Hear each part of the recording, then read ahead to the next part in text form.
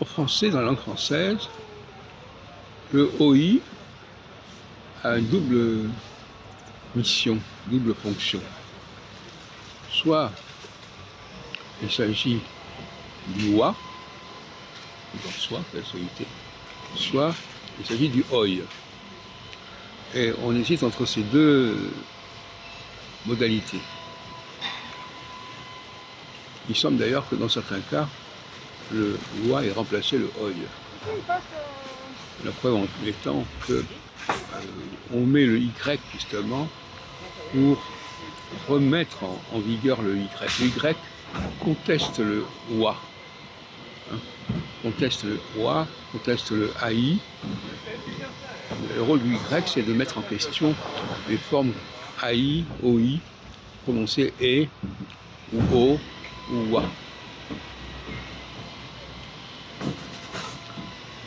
Alors je voudrais vous parler de la fortune du double L en français. Le double L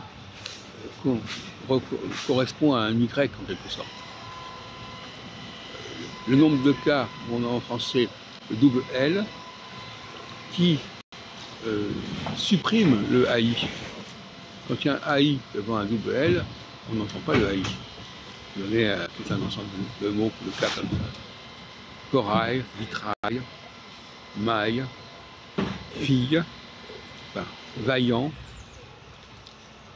et puis qu'il faille, qu'il aille, nouille, fouillis, veuille, accueil, etc. Donc là, nous avons un double L qui rétablit le son ye en français, qui est évacué quand il n'y a pas ce double L. De la même façon, dans les cas des diphtongues, la diphtongue est évacuée par le E, ou par la voyelle qui suit la diphtongue.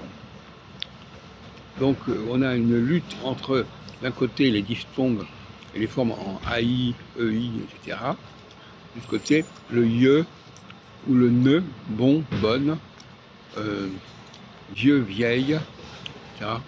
Il y a tout un débat là-dessus. Le L qui se transforme en U, etc.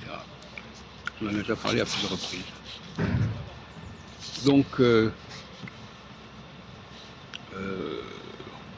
la question de savoir comment faut-il prononcer correctement la langue française. C'est une grande question que je pose de manière générale. Il y a certainement des choses à rétablir, à corriger.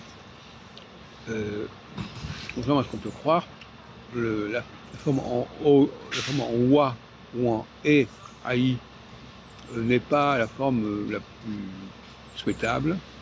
Elle peut exister, mais même en allemand d'ailleurs, on a le EI de Einstein, par exemple, qui se prononce avec un IE.